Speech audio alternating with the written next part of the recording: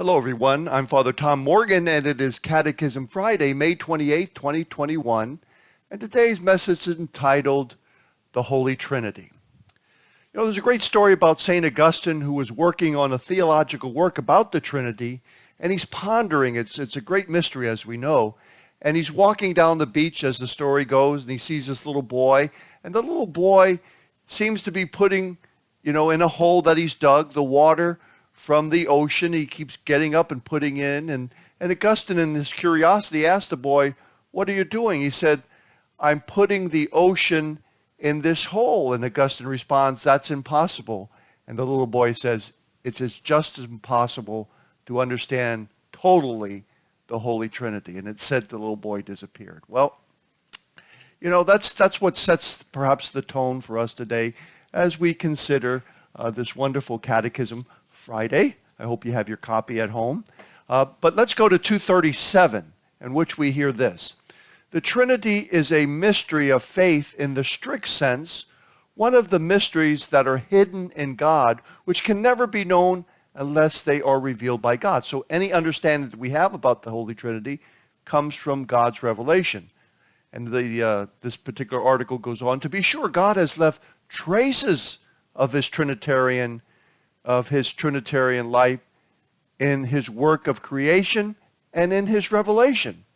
But his inmost being as Holy Trinity is a mystery that is inaccessible to reason. So it's a gift given us by God, what we understand. And that's part of being one of the blessings of being a disciple of Jesus. He gives us this gift of understanding about the truths of his life. And then 253 regarding the Trinity says this: the Trinity is one. We do not confess three gods, but one God in three persons, the Consubstantial Trinity.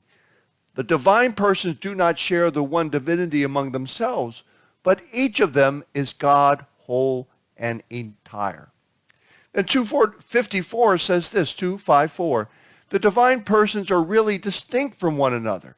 God is one, but not solitary. Father, Son, Holy Spirit are not simply names designating modalities of the divine being, for they are really distinct from one another.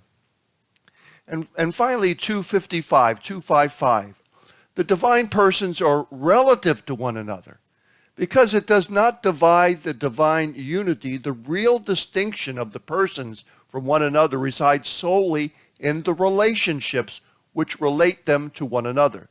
The Father is holy in the Son and holy in the Holy Spirit. The Son is holy in the Father and holy in the Holy Spirit. The Holy Spirit is holy in the Father and holy in the Son.